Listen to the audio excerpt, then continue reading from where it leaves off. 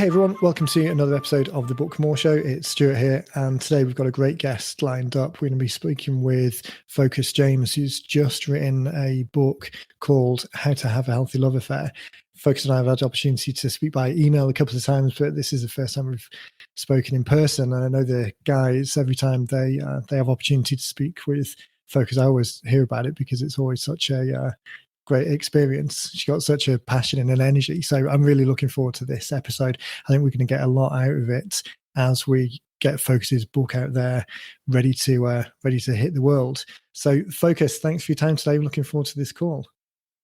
Oh, you are welcome. I'm so glad to be here, and I love your accent, so I can talk to you all day long.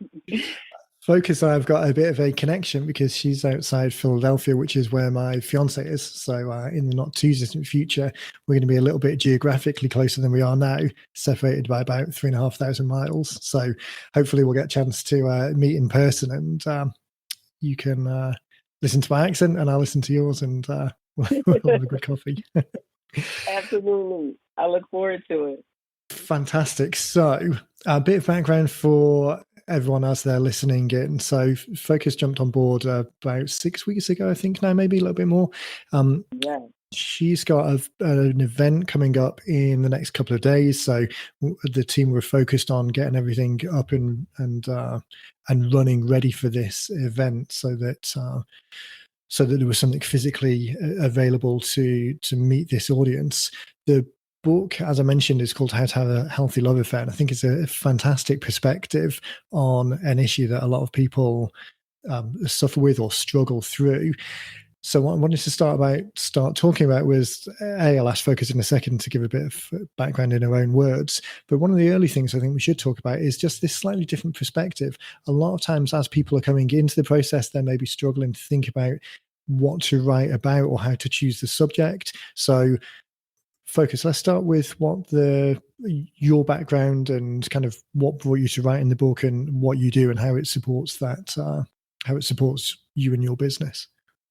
Awesome. Yes, thanks. Great question. So I actually got married at 18 as a Christian, trying to solve one problem and created 10 more. I was so young.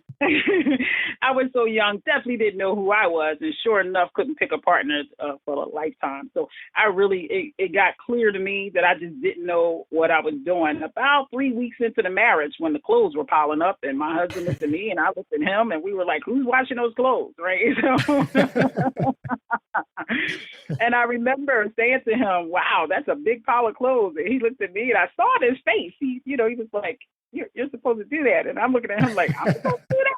Oh, it was just a hilarious moment now. But at that moment, I felt a lot of pressure because I was actually walking out the door as a full-time student from 8 to noon and then working from 1 to like 7 in the evening at a part-time job. So I was an athlete in academics. So my mom fed us, made sure our food was ready, our clothes were washed. So I spontaneously, got married, and she definitely told me I wasn't ready. So this is where the birth of this book comes from, because the tagline to How to Have a Healthy Love Affair is, you could be happy or you could be right, but you can't be both. Well, actually, when I called her about 3 weeks into the marriage, asking her how to wash clothes, she took a deep breath and a sigh that said to me, you are wrong. I told you you were not ready for marriage.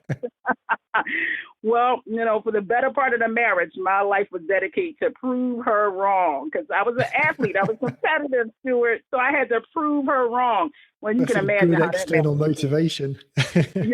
Yes.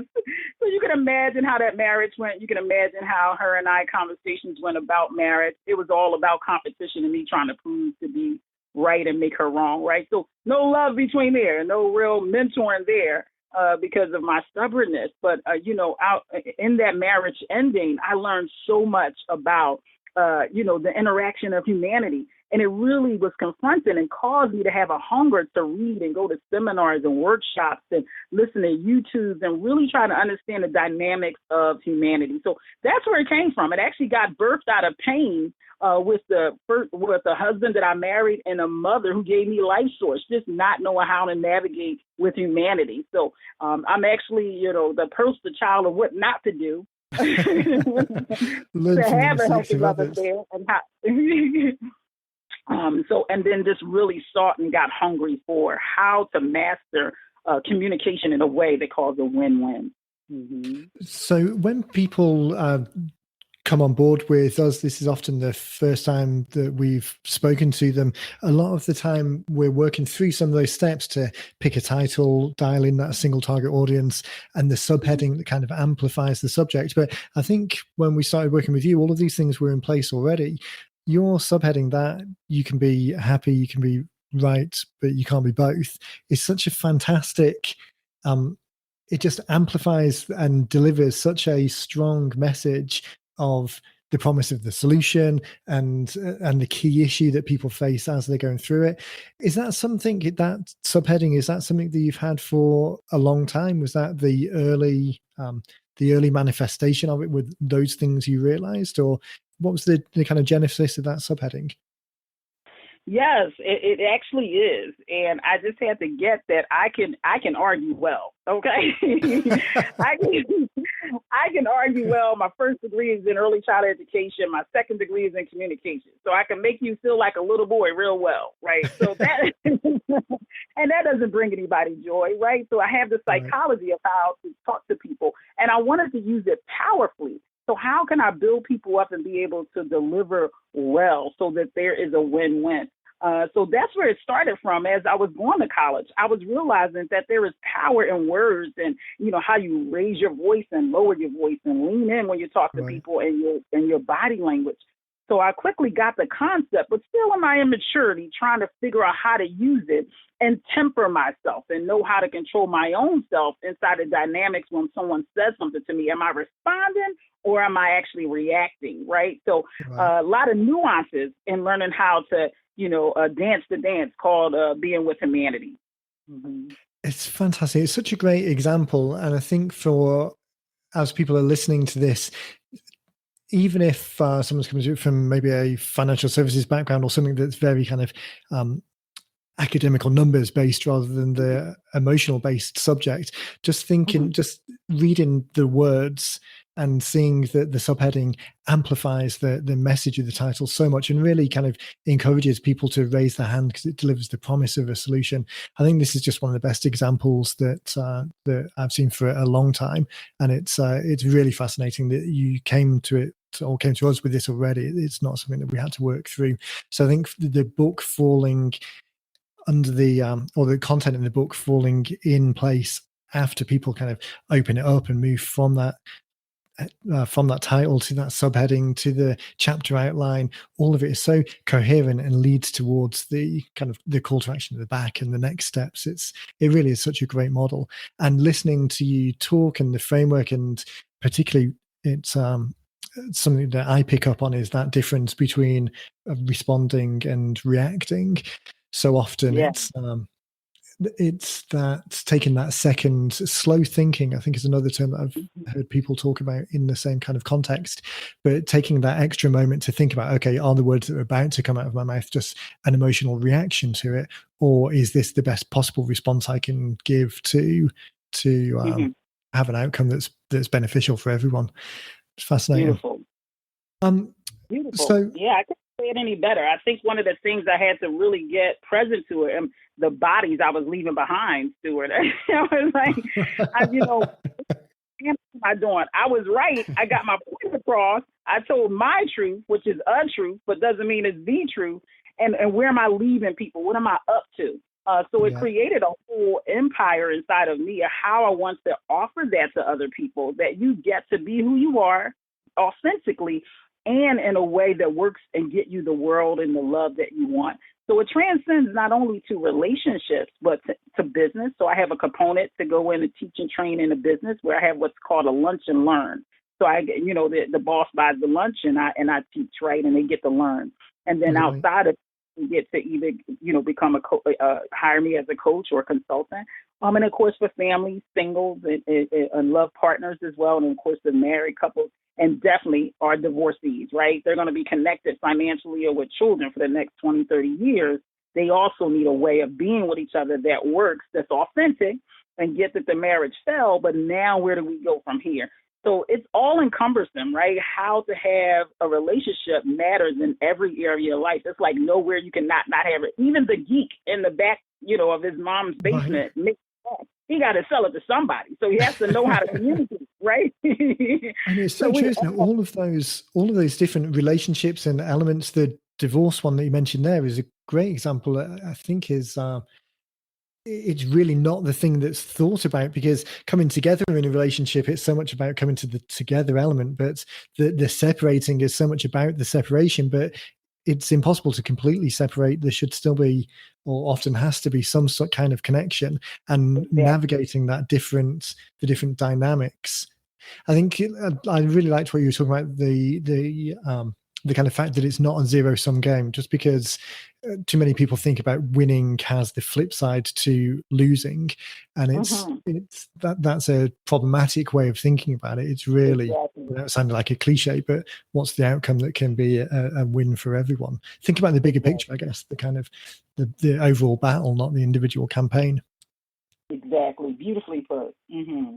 So you were talking about your business, the way that you're set up. That's more one-on-one consulting, or group consulting, or remote consulting. Just want to give people a bit of background so they can kind of position where you are when they compare with where they are.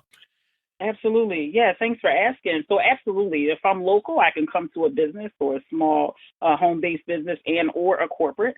Actually, of course, I can travel as well. We live in this awesome country. You can fly anywhere, right? So I could Technology. get technology, definitely. So a lot of my clients I either FaceTime with, Zoom, whatever they feel comfortable, Skype. So either way, we can. And some people are old school; they don't want to do any of that, so they rather have a conference call or me come sit in their home with them and their spouse or them and their children. So whatever way works for you, I'm definitely open, and I want to make sure you're the most comfortable. But I find most of my one-on-ones are over some type of technology. Hmm. Right. I think it adds in that extra element. It's slightly more dynamic. It's more flexible for people, and I guess as part of the relationship challenges that people have got either in the workplace or at home, one of those elements is juggling all of the commitments and things that people need to do. So being able to deliver your element of it, the business, the coaching, the support, and training and guidance in a way that's kind of um, reactive and or responsive rather, and takes that into consideration, just makes it all the more likely to be successful. Yes, I agree 1,000%. I want to set people up to win, right? So whatever Right. works for you to get the content, and because it takes something to generate yourself. When you hire a life coach, it's already confronting. You're already Right. going to, Yeah. have to be dealing with things that don't work. So I don't want to make the travel to and fro any harder. So if we can hop on media, you don't have to park or drive, and vice versa, and we Yeah. can jump right in and get into it. And without you leaving your home or finding babysitters, it's just a win-win. That's the whole goal. Yeah, absolutely. So let's look at then moving into so we've got the event that's coming up in, well, I think it's next week as we record this. Yeah. So in fact, so this episode is going to be episode 59 in the stream. So I think that's going out a week on Saturday as we record. So I think you should be in the middle, or in the kind of throes of the event as this goes live. So we'll definitely have to do a quick follow up afterwards. So Awesome. that's in um, that element of using the book as part of the overall funnel. We'll get to that in a second. I just want to Mhm. quickly again give a bit of background to people and think about your lead generation activities at the moment, the people who kind of come into your world. You've obviously been doing what you're doing for quite some time. So are the majority of people coming to you because of a personal referral, or from some other advertising or marketing activity that you're doing? Yeah, great question. So generally, anywhere I go, I pick up a client, but I can't be everywhere. Hence the birth of the book. So generally, if I'm in a networking event, I'm going to pick up a client. Just from my being able to hear what's not being said and be able to see what's not been yet told.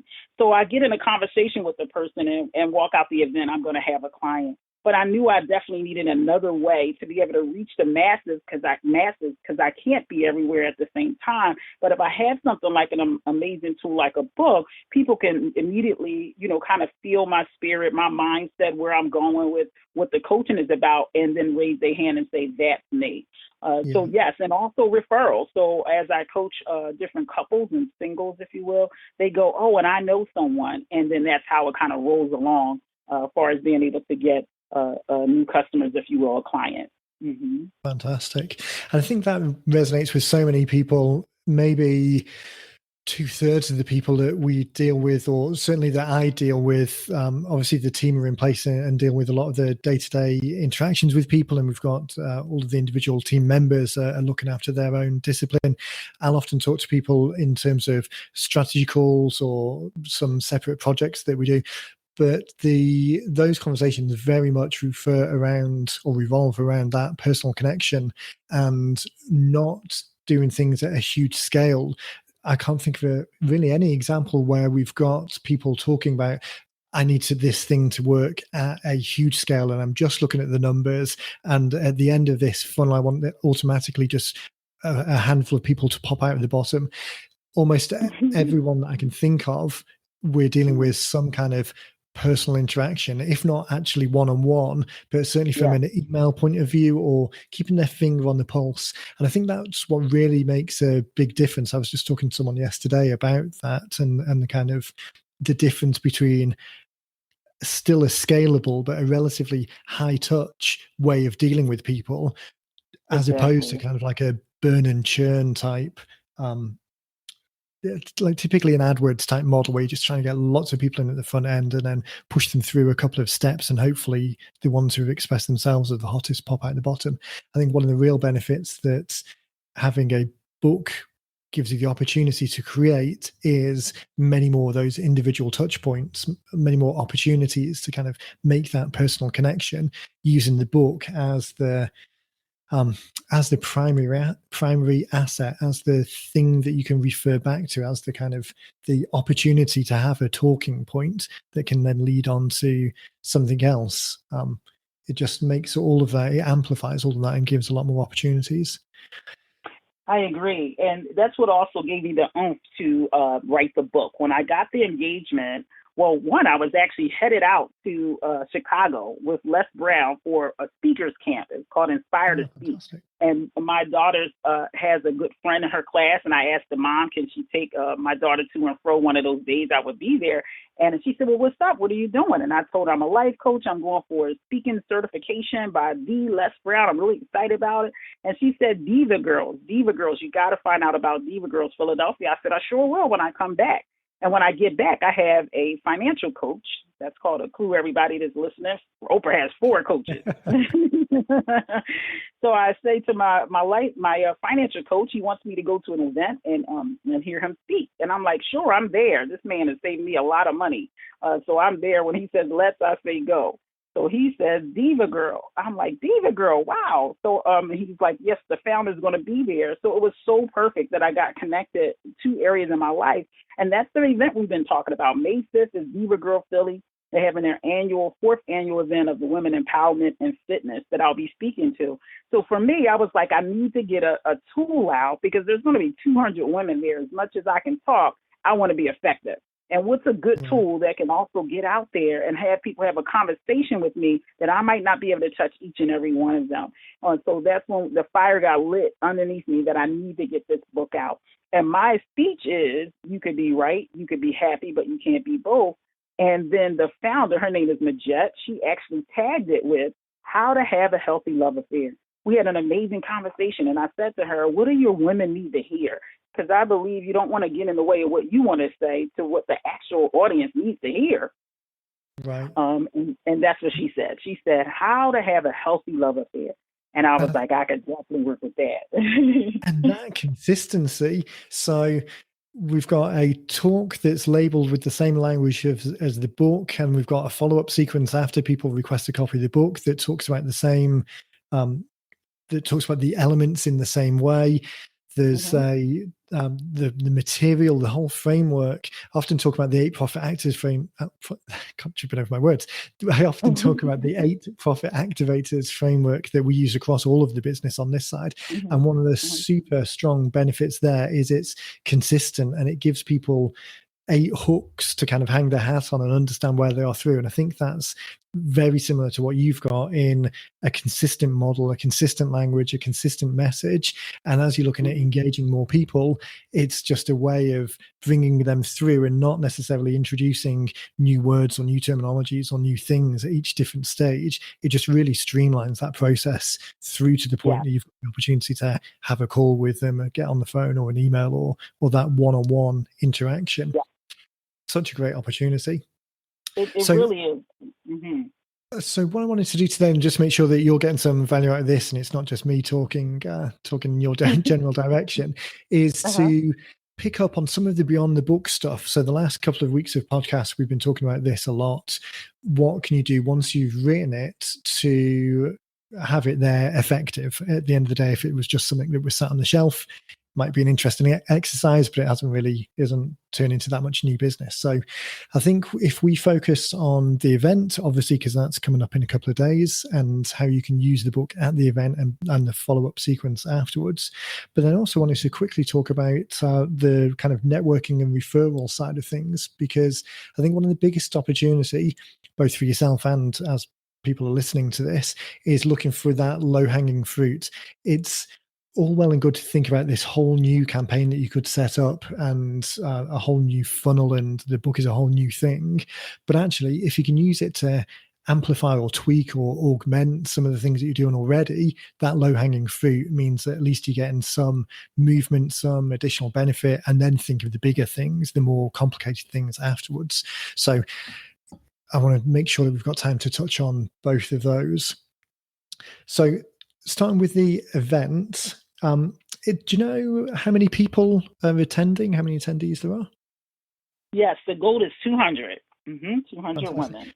And do you know if you'll get the opportunity? So some events are structured in a slightly different way. Some of them you'll get the name and email address of the delegates anyway, just as part of being a speaker. Or do you know if it's more of an opportunity that you don't get those details, so you've actually got to make a connection with anyone who were to want to raise their hand in the event? Yes, great question. So no, I don't get those their data, but their database, I should say. But I do have. I'm a presenter, so I'll be speaking for 20 minutes. Also, I also opted in as to be a vendor, so that I can roll out this book. So it's almost like my first rollout. I'm also going to have T-shirts and bookmarks. So, and I'm also having. I love Hand and Stone as a massage place here, so they're coming to do massages. So in order to get the massage, they'll give me their name and their email, if you will, of interest. But also, I'm going to use the Go client technology, where you can ask them to text you their information as well when I speak from the stage. So that allows anybody that's already in the room to make sure that I get their information, and they also get connected to me, so I can have follow-up emails about the event. So that's the technology I'm using right now. Fantastic. So I think that's going to be perfect, because from stage, it's a relatively small room. It's not like you're trying to broadcast to thousands of people. It's quite small and intimate, and there's a couple of opportunities within that 20 minutes to both put that text to join number up there and say, hey, I'd love, you're the first guys to ever see this in the world. This is a substitute for a book tour. This has just been captured. I've had so much feedback about the way that we frame the Healthy Love Affair model that a number of people have been bugging me for ages to get this written down somewhere. So this is hot off the press. I really want to share this with you. I know that we've just put an order through that has just arrived. So the number, I don't know how big that order was. That order wasn't enough for a physical copy for everyone at the event, was it? It is not. It's 60 copies. So I'm going to set up pre-orders. Don't really know how to do that technology-wise. I know it's probably an option to do that on Go Client, where people can log on there and maybe pay for it, and that's something I'll need support from, maybe from our awesome Jim Go Client. But I'm wondering how to do that. That would be a great idea. How, once I run out of books, to allow people to still purchase, and I kind of ship them out to them, and do they cover the shipping? I'm curious as to how to set that up. Yeah. It comes down to a lot of the time just the price and effort, and each person's different, depends on how much effort they can put into it. There's two options basically. One option is to make the book available on Amazon and just point people in that direction, and then Amazon fulfill it. But the problem there is that you don't get any of the details. Amazon doesn't share the contact details with the purchasers with you in any way. So that's okay, but it's not great from a lead generation point of view. So really looking at fulfilling the orders yourself, and whether that is unfortunately now CreateSpace, which is the actual printing arm of Amazon, they used to have their own storefront, so that it was possible for you to get some more information and order through a slightly different channel, but that's no longer the case. So the only option really, unless you find another print on demand company, which is debatably worth that's a lot of overhead, so it would definitely have to be worthwhile to do that. In this particular scenario, there's 200 people at the event. You've got a certain number of books there anyway.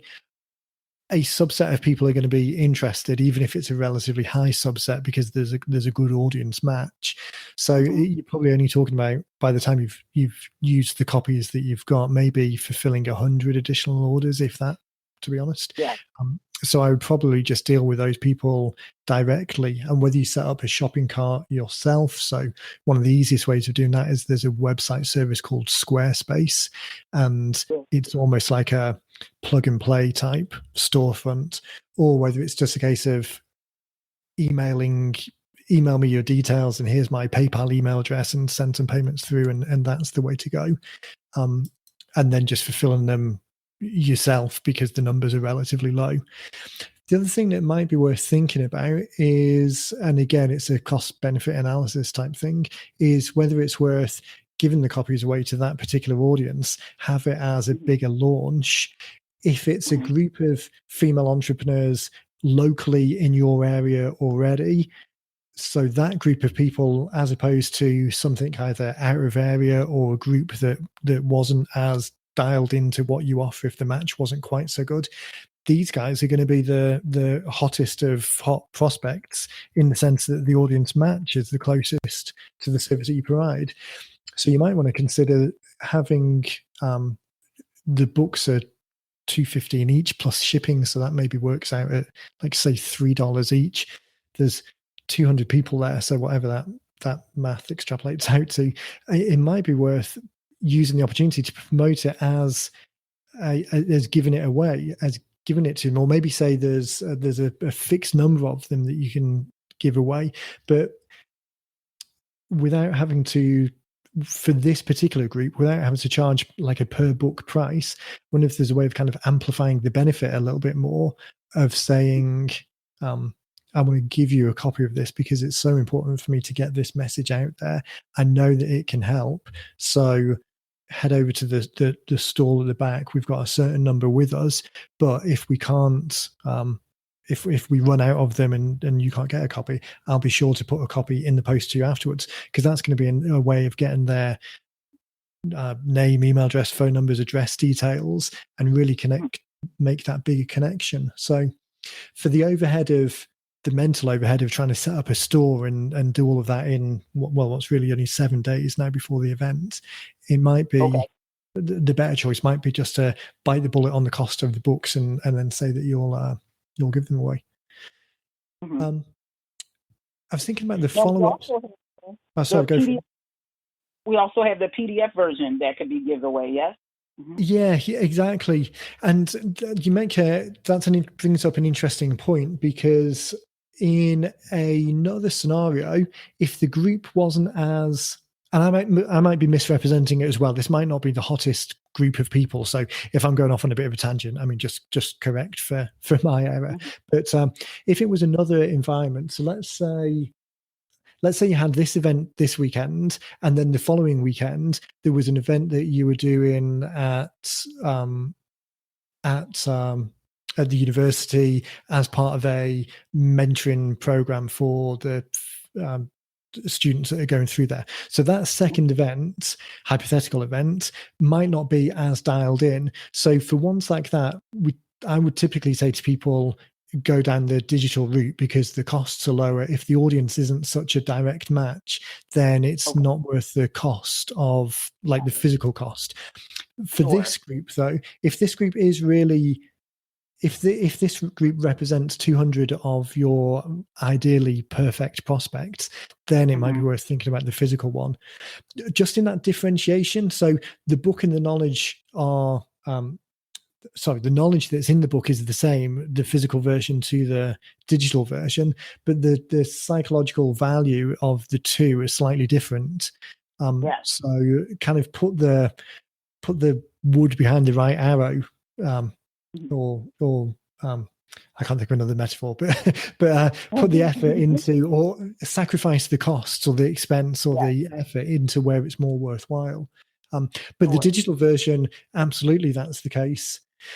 And you mentioned GoGo before as the CRM platform, the tool. So we've got the website set up for the book, the main Yes. one that we're using, which is yourhealthyloveaffair.com. And we talked Yes. about that as being the place where you can send everyone. Because GoGo makes it very easy to set up new landing pages. In theory, you could buy another domain, which was phillydivasloveaffair.com, and then duplicate the landing page in very similar way. So the process is the same, but tweak the words on there so that the words are absolutely dialed into that audience. Got it. On the Mm-hmm. back of the other thing to do is just kind of time shift it. So knowing that yourhealthyloveaffair.com, although I mean we're talking about now on the podcast, so you might get some people who are listening in, opting in just to see what the process is. But apart from that, what you could say to yourself is, okay, that domain's only just gone live. No one else really knows about it. For the next 2 weeks, I'll tweak the words on there so they're specifically tailored to this event because I know most of the traffic is going to come from this event. And then 2 Yes. weeks further down the track, I'll make it more generic. So the option Sure. of tailoring it and dialing it into this audience and kind of using all of the psychological, the persuasion type hooks of closing the gap between, hey, I'm the person that you saw speaking on stage, and maybe we had a quick conversation, getting coffee afterwards on this landing page. Now, hey, remember it's me. We've spoken. There's a familiarity. Move forward through the process. So that would be another option as well. To if you did want to go down the digital route of just tailoring either that landing page or a dedicated landing page, and then equally the follow up sequence as well. So you know that people who fill out the details to this hypothetical Philly Divas Healthy Love Affair landing page, you know those people have come from that source. So the email follow-up sequence can be absolutely dialed in as well, and maybe make references back to the event or put the connections in there that will connect them in that experience on that day to the thing that they're now reading a week or two later. I love it. Yeah, I think that's a great strategy to make sure that they get access to the content because, again, that's our goal, right? Is just to raise the conversation, hear the conversation, and have someone raise their hand that cause that invisible audience to raise their hand and go, that's me, I need your service. So I like that, to kind of play with that, the book versus the digital version or both of some kind of combination. Yeah.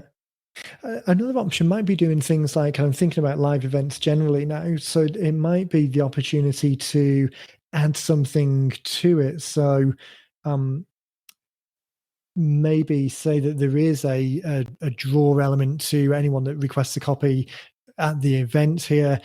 I'm giving away, or not, choose better words than giving away, but I'm going to do 2 15-minute calls with 2 of the people who have opted in, and then add, if your time is more flexible, if you've got because you're doing this, and it's like me doing these calls, it's enjoyable and easy for me to do. I like talking to people and kind of brainstorming different ideas.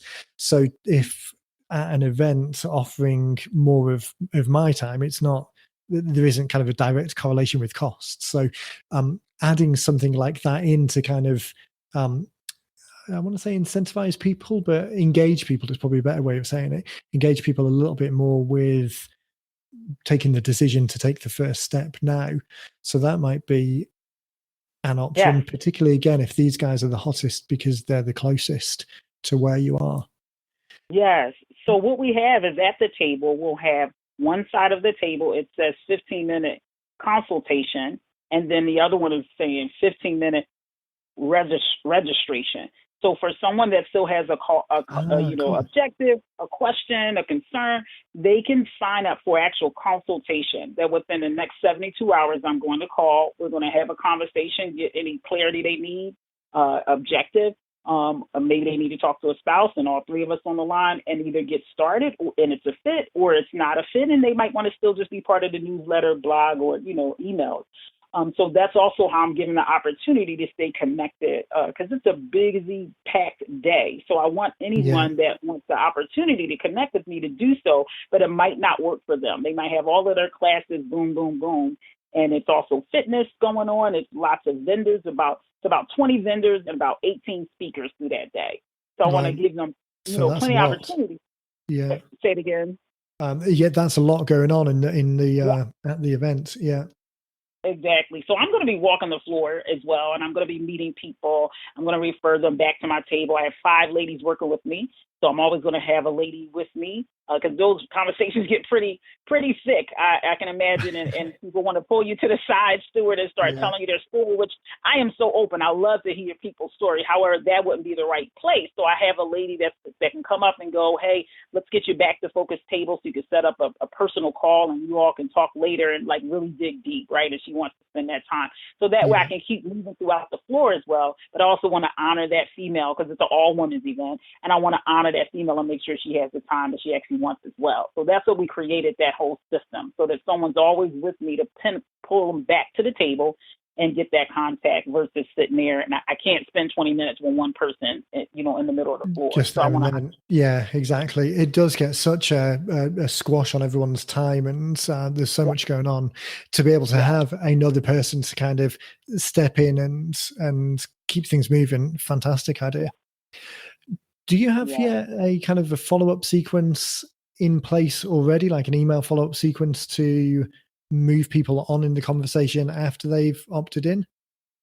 Yeah, great question. So I see that option in Google Client. So I've been looking at the videos to try to learn how to do that, which I think is very unique. It's a great way to do it, to keep the conversation going. And I see you and Dean shot me some emails, very short, but yet it keeps the conversation and your conscious. So I will definitely be setting that up. Also, what I have is starting May 9th. So the event is May 5th. One of the options I'm offering for those that don't know me or love me yet, but they're interested in what I'm talking about. I have a 6-week course called Create Your Life with Focus through affirmations. That's one of my tools. So for 6 weeks straight, we're going to take one area of life. I have a Wheel of Life that's in the book. It's called the Focus Wheel of Life. So we would take, for instance, money, finances, and that hour we'll talk on Wednesday from 7 to 8, and we'll talk about finance and generate a higher level of thinking and create actual affirmations. And they'll be able to then, the last 20 minutes, and we'll have a Facebook page that they'll be able to post their affirmations and talk about what they're looking to do through it or what may have already happened. So that's also the follow-up, that they can register for that right there in the event, and or throughout those 72 hours that I'm going to be talking to those people. I'm going to offer the coaching packages, and for those that are ready to get started. If not, and they just want to kind of dip their toe in and see, what the world of the Focus of Love is, they can also register for that affirmation course as well. Fantastic. So that affirmation course, is that a lower level paid course, or is that a free introductory? I love what you're asking. So that what I will offer free is the consultation. If someone's really interested and we talk for that 15 minutes and now they want to pull their spouse, I'll offer them an actual 30-minute consultation for those ladies that's in that Diva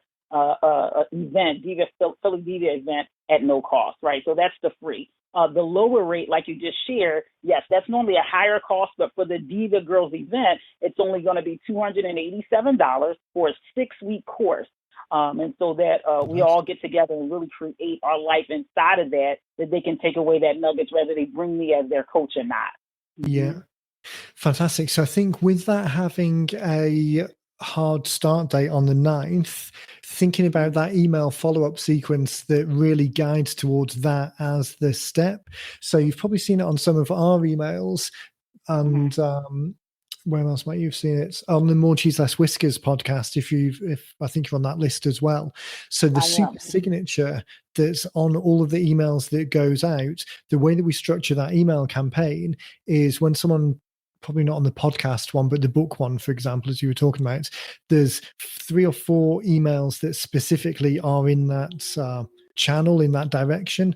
There's an immediate and very specific follow-up sequence that guides people towards the next step. So with the book one, it's towards starting the book. For you, I think it would be that date of May the 9th is a very specific date. There's a start date for something. So having the follow-up sequence that guides people towards that as the next step is, I think that should definitely be the email sequence. The autoresponder should be around that. And then you can drop people into the broader campaign, and the broader campaign, which is just regular updates, as regular as you can make it. So for us, it's around the podcast, but all of those have got a PS and a super signature in there that says, by the way, here are 3 or 4 ways that I can help you whenever you're ready. Number 1, make sure you complete a copy of the Focus of Love, the Wheel of Life, and send me a copy of that. Number 2, it's join this lower level program, a kind of what we refer to sometimes as a mafia offer, a way of people starting with you at a lower commitment. And then number 3, for those people who really want to get started now, here's join, and here's the way of getting involved in the coaching program and really stepping forward. So does that make sense? That I think with the 9th being a hard deadline on something that is starting, the audience for the opt-ins at the moment know specifically what you're talking about and what you're leading towards, because they will have seen you talking about it. So that follow-up sequence being dedicated to that outcome, I think that's the best for this next couple of weeks, because that's nice and consistent. I think that's perfect. I think it's very streamlined. It keeps the conversation going, because when confused minds do nothing. So I want to make sure that it's very spelled out and it's very clear. Yeah. So I think just diving into a bit of detail on what that email campaign structure might be. We did a podcast as people were listening to this, I think it would have been 2 shows before, where we were talking about specifically that email follow-up sequence. So there's a bit more of a deeper dive there. If you haven't had a chance to listen to it, it'll be episode 56 or 57, I think. So in there, what we want to do is move people along. So if we know that we've only got 4 or 5 days, well, only actually 3 or 4 days really for people to get started. So what we want to do is kind of amplify the message and then consistently give them opportunities to take the step and get on board. But we don't want to just send them emails that says, hey, remember me, I'm great, you should join this program. What we want to do is give them more, because they should know that already. But what we want to do is give them more value and kind of, again, as we've said before, kind of amplify the message and go a little bit deeper into it. So looking through the chapter structure of the book, there's obviously the chapter structure mirrors to a certain degree the stages of the wheel. We don't really have enough time to go into each of them in any detail, because it's only a short period of time. It's only a couple of days. So what I'd be tempted to do is pick the 2 that resonate the most with people. Assumedly, some of them will resonate more than others. That's just typically the way things work. And go deep into those a little bit more. Now, because in theory, all of these people have got a copy of the book and have read it, you've got the opportunity in the email to refer back to the book and refer back to the thing that they've already got. So rather than having to reinvent the wheel and create an email campaign of brand new stuff, you can just refer back to the stuff that they've already got, and then kind of subtly make the point that really you want to dive into this a little bit deeper, and you want to give yourself a way of give yourself the time and the gift, if you like, of putting some dedicated effort into this. But I think you can do that by going deeper. And again, it depends slightly on what is the easiest way for you to create additional content. So some people it's writing, some people it's talking on audio, other people it's videos, some people it's graphics and images. So depending on what you're the most comfortable with, taking one of those or taking two of those elements over that 3 or 4 day period and going deep into them and following up with an email and saying, hey, Focus, I just wanted to follow up with an email. I got a lot of great comments and feedback after the event. And one of the common themes that I saw was people asking about this particular element on page whatever it is of the book. So I just want to take this opportunity to reach out and share with you some of my thoughts that I was able to share with the people who were asking me that question directly. What I find is, and then whatever the thing is to amplify the message. Now, the easiest way might be to do that in audio. And I know we've done that as part of the initial book follow-up. So it might be to do more of the same, if that was easy for you to create, because there is a time constraint around doing this. But it might be something like that, allow you to amplify it a little bit and dive a little bit deeper. And then the PS in the first email, just say, PS, if you want to join the program, then do it here.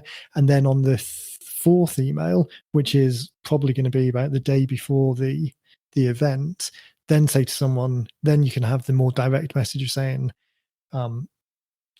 hey, Focus, I'm getting together with a group of people to run through this. Did you want to join us? And just have a kind of short, personal, expecting a reply type email that then directly asks them. It's a bit like the Gary Vaynerchuk kind of jab, jab, jab, right hook type thing of give some more information and then ask. Yeah. I'm thinking that this is amazing. Yeah. So this podcast isn't going to go up until you're at the event. So I'll send you the audio of this obviously afterwards, and then you can refer back to it as well. So I'll make sure to get that to you. Thank you. I've just realized the time, and as always with these podcasts, I talk far too much and the time goes far too fast. So I did want to quickly touch on the kind of referrals and networking element quickly, or maybe just the referrals one actually, because the networking one is kind of broadly similar to what we've just been talking about. It's just in a slightly different context. So maybe let's hit the referrals one. Just before I jump off what we've been talking about though, was there any element of that follow-up sequence or any questions or anything that you know that's happening on the event that you want to ask about that we didn't have a chance to mention? Yeah, well, you definitely spoke to it very quickly, and that is what to give away and what to sell, if you will. Because I know most of the time people sit up straight when they buy something. They show up on time. They stay later. Versus you give it to them, they come late and leave early. So my challenge of that psychology is that if you give it away, they don't have a stake in the game to pay attention and most likely won't get the most out of it. So as much as I wouldn't even mind giving out all the books, but my experience, especially here in this tri-state area versus other places I've been to, when a stake is in the game, they're in. They're dedicated. They want to bleed everything out of it, which I listen, I'm filled up and ready to deliver with my overflow and would love to give all I had. But what I noticed is that in this particular area, it doesn't work that way. People kind of fall back. They don't see the value as much, Stuart. Can you speak to that? And we can definitely end. And I heard you say the time is near. Yeah, definitely. So typically what we say is that don't let non-5-star prospects get in the way of 5-star prospects. So for all of the tire kickers that are out there, it would be unfortunate or a mistake to not give something to someone that did turn into a 5-star prospect just because the majority of people aren't 5-star prospects. So that is something that we think about as much as possible. The job of work of this first stage of the process. The 8 profit activator models that we've got, number 1, profit activator 1 is selecting that single target market. Number 2 is then identifying and getting people to raise their hand. And then number 3 is educate and motivate them over time to make a decision to interact with you, to buy with you, or to take that next step.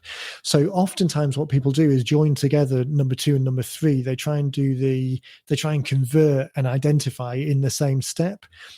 And that is that comes across in the way that you were saying there, that there's tire kickers are separate from the 5-star prospects. But still, if the job of work of profit actor number 2 is to identify the people, knowing that not everyone's ready today, then someone who you give something to but doesn't necessarily respond immediately, they're either a tire kicker and will always be a tire kicker, or it's just not the right match, or it might be that they are a good prospect, it's just the timing isn't quite right. So if you didn't have the opportunity to collect their name and email address details, you'd never know, because that your paths would separate again. If you do collect their details, even if they don't respond immediately, if you are doing this thing like we do with the podcasts, particularly of having a regular reason to reach out to people and get the message in front of them, then they might be ready in 6 months' time. And therefore, if you didn't capture their details, you would never know. So that's usually the principle that we're coming from. One option that there might be, just bearing in mind that if you can do some sifting and sorting and tell the difference between colder prospects versus hotter prospects, one option might be the digital version versus the physical version. So if you've got a way of packaging the physical version so that it adds more value, so give the digital version away, say to people, hey, if I want to get this in, we're all in the room now, I'm talking from stage, the door's closed at the back, I really want to get this message out to every single one of you, but obviously it's impractical to give everyone a physical book because think of the trees. And the money. But I want to get this message to all of you. So I'm going to put the offer out there. If everyone wants a copy of the book, then feel free, head over to the website, text to join. I'll make sure you get a digital copy of the book. I know that some people this is really resonating for, and those guys, we can really make a difference. And that's on to make sure that you guys get something even more powerful, even a quicker start, something that you can actually grab and run with. So we have got some physical copies of the book here. In addition to that, I've also included something else, something of low value. So what you're trying to maybe do is move the price point of the book from, I mean, we know that it costs $2.15 to print, so maybe we're trying to move it to $10, because at the end of the day it's a nice round number, and then you're not messing around with change, and $10 is a round number that people can grab.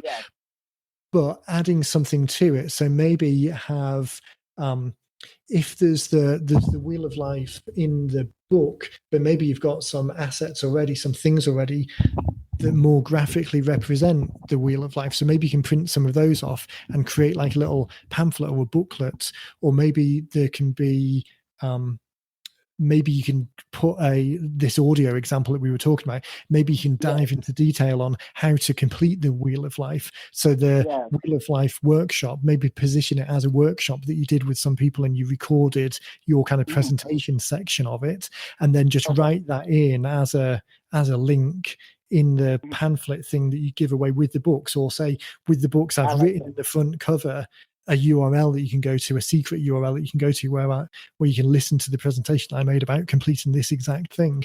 So increasing the value of it without going crazy. It's not like you're trying to say to people, here's $100 for the book and there's all of these other things with it. But it's just a way of differentiating. You still got the opportunity to collect all of the leads, but you've got an opportunity to kind of sift and sort and differentiate into the hotter leads. Excellent. So that is that one. The referrals one, I just wanted to quickly mention, just because this has come up 3 or 4 times recently. I'm going to do a separate podcast on it. We did touch on it briefly a couple of weeks ago, but I just wanted to dive into it in a bit more detail. So the referral opportunity for anyone who's doing referrals already or who has business already, there's that opportunity to kind of amplify the book's launch by sending a communication, an email to your existing customers and say, hey, I just wanted you to be the first to know we've worked really closely together. I've loved every minute of it. We've got a good relationship, and we've done a lot of good stuff. I wanted you to be the first to know that I've written a book that covers all of it. I'd love to send you a copy of it, and then you can send them the digital copy of it. Just say, reply and let me know, and I'll send you a digital copy of it. But then also say, I know that a lot of people want to share the message with their friends, but sometimes they struggle to get it in the right get the right context or use the right words. So if you've got a friend that would get a lot from this book, just let me know and I'll send you a copy of it that you can give to them. The reason we say do that rather than give me their email address and I'll send them a copy is obviously people are resistant. They don't want to give up their friends' details. So if you've got a copy of kind of facilitating that orchestrated referral, that personal referral through the book, it's probably in most cases it's worth the money of giving the book to someone to then give to someone else. So the challenge then, or the trick, is that you haven't got that final person's details immediately. So you want to include with it a next step that that person can take, the third person can take, in order that you can capture their details. So that might be something like having a downloadable version of the Wheel of Life, or saying, I like the audio version that the audio companion thing that we've already done. Just write in a quick note into the book, or include a note in the book that says, hey, I'd love to share you some additional stuff. This is a bit of a secret thing that I did for some people else, some other people, sorry, for a different scenario, but I wanted to make sure that you've got this. So if you head over to this landing page and stick in your details, I'll make sure you get a copy. So then you're not asking for their details in the first instance, but in the second instance, there's an easy, low commitment way of collecting those details.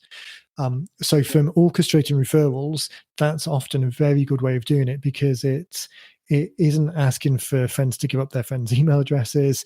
It's allowing the very gracious way of evolving the relationship versus being forceful. I like that. I like to be enrolling. I want volunteers. It's a volunteer army.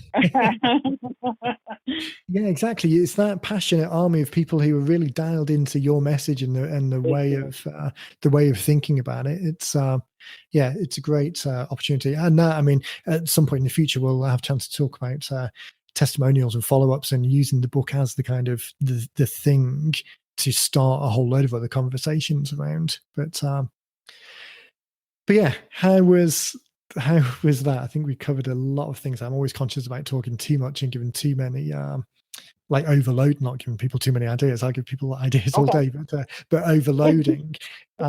I think those that we've talked about are a good. That's going to be a great start, particularly given that in the time frame of the next couple of weeks, there's some specific things happening.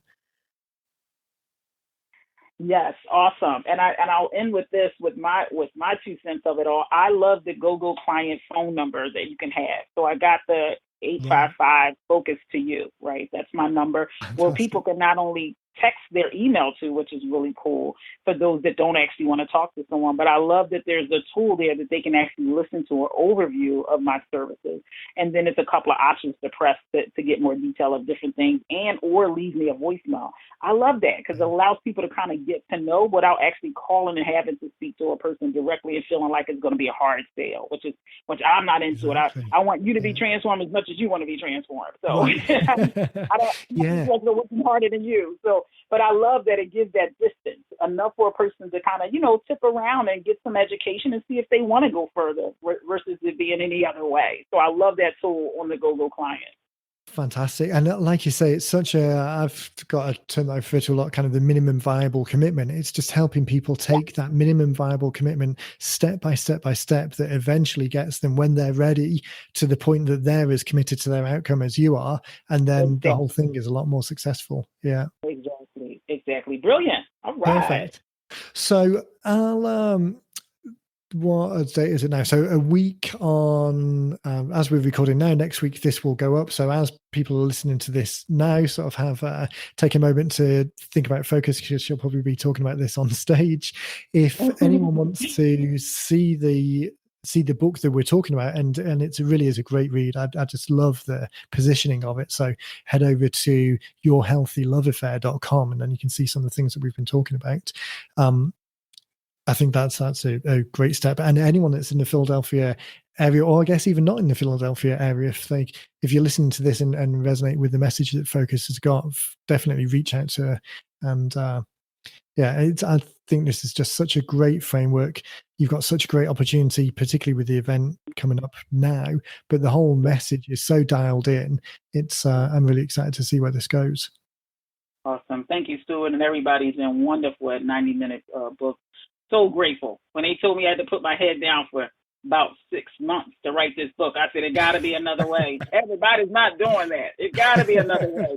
Thank you for you and Dean and where he was when he got the notion to have it. I really appreciate it. You're welcome. And well, thank you for being so great. It's as we said just before we started recording, this is the first time that we spoke, although we've emailed in the past, but it's definitely not the first time that I know the team's speaking to you, because every time they do, I hear about it, because it's such a great, your passion comes across and comes through.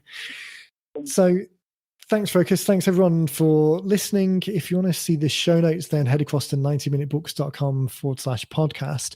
If you want to be a guest on the show as well, and we can talk through some of your ideas, whether you're partway through doing a book already or whether you're just thinking about getting it started, then follow the Be a Guest link on the podcast page there, and we get something scheduled.